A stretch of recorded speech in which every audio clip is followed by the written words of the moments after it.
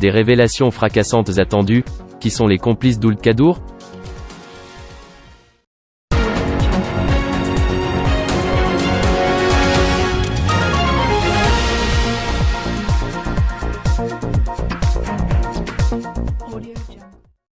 Le procès de l'ancien président directeur général de Sonatrach risque d'être long et fastidieux. La justice a du pain sur la planche. Des sources proches du dossier ont, en effet, indiqué que les complices d'Abdelmoumen Ould Kadour, tapis dans l'ombre, sont nombreux, en Algérie et à l'étranger, et impliqués jusqu'au cou dans les affaires pour lesquelles ce dernier sera jugé. Qui le couvrait quand il espionnait pour le compte de la CIA? Qui a décidé de limiter sa peine de prison à 3 ans malgré la gravité des faits qui lui étaient reprochés?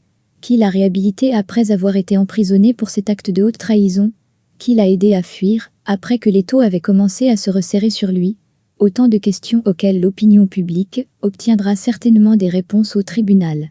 Mais Abdelmoumen Ould Kadour crachera-t-il le morceau, ou sera-t-il contraint par la mafia et les officines pour lesquelles il roulait de garder le silence au risque de subir des représailles?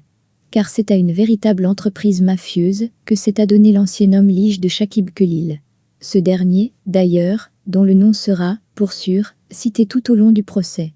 La corruption à Sonatrach, et dans le secteur de l'énergie en général, du temps du protégé de Bouteflika, remonte au premier mandat de ce dernier, lorsqu'il a jeté son dévolu sur son ami d'enfance, à qui il avait donné carte blanche, pour gérer le secteur. En 2012, Algérie Patriotique révélait un gros dossier de détournement des revenus du pétrole par Chakib Khalil, qui avait mis en place une organisation complexe, où son nom n'apparaît nulle part.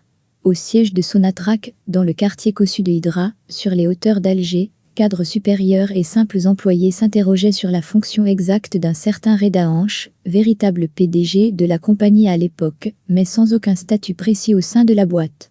On le disait parent de Chakib Khalil, ou, du moins, il se présentait en tant que tel.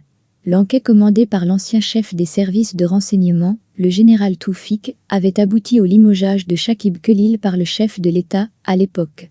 Mais ce dernier en a voulu au patron du DRS d'avoir agi légalement en mettant le dossier sulfureux entre les mains de la justice. Mohamed Charfi était ministre de la Justice et Belkacem Zegmati procureur général près la cour d'Alger. La démarche du général Toufik fut un point de rupture entre lui et l'ancien locataire du palais d'El Mouradia, qui avait vu dans celle-ci une action qui pouvait lui nuire personnellement, vu sa proximité avec le puissant ministre de l'Énergie dont le nom était désormais synonyme de prévarication. Si bien que des observateurs avisés estiment que c'est la protection dont jouissait Chakib Khalil qui a ouvert la voie vers une plus grande vénalité à tous les niveaux de l'État. On en voit les terribles conséquences pour le pays aujourd'hui.